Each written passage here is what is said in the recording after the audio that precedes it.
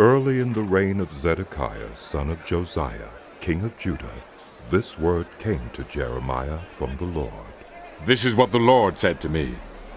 Make a yoke out of straps and crossbars, and put it on your neck.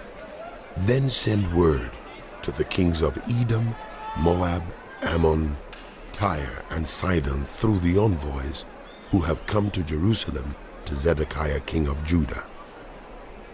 Give them a message for their masters and say, "This is what the Lord Almighty, the God of Israel, says. Tell this to your masters.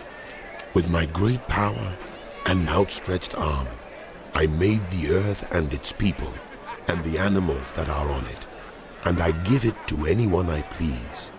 Now I will give all your countries into the hands of my servant Nebuchadnezzar, king of Babylon. I will make even the wild animals subject to him. All nations will serve him and his son and his grandson until the time for his land comes. Then many nations and great kings will subjugate him.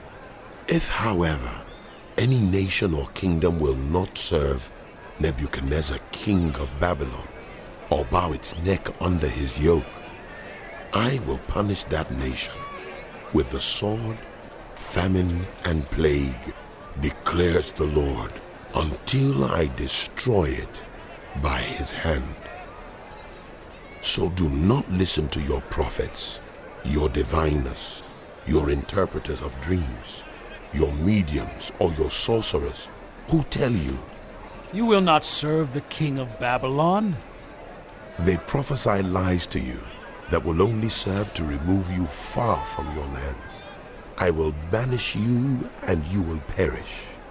But if any nation will bow its neck under the yoke of the king of Babylon and serve him, I will let that nation remain in its own land, to till it and to live there, declares the Lord. I gave the same message to Zedekiah, king of Judah. I said, "Bow your neck under the yoke of the king of Babylon. Serve him and his people, and you will live. Why will you and your people die by the sword, famine, and plague with which the Lord has threatened any nation that will not serve the king of Babylon? Do not listen to the words of the prophets who say to you, 'You will not serve the king of Babylon.' for they are prophesying lies to you. I have not sent them, declares the Lord. They are prophesying lies in my name. Therefore I will banish you, and you will perish, both you and the prophets who prophesied to you." Then I said to the priests and all these people, "This is what the Lord says. Do not listen to the prophets who say, 'Very soon now the articles from the Lord's house will be brought back from Babylon.' They are prophesying lies to you.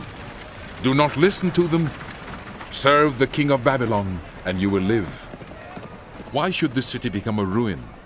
If they are prophets and have the word of the Lord, let them plead with the Lord Almighty that the articles remaining in the house of the Lord and in the palace of the king of Judah and in Jerusalem not be taken to Babylon.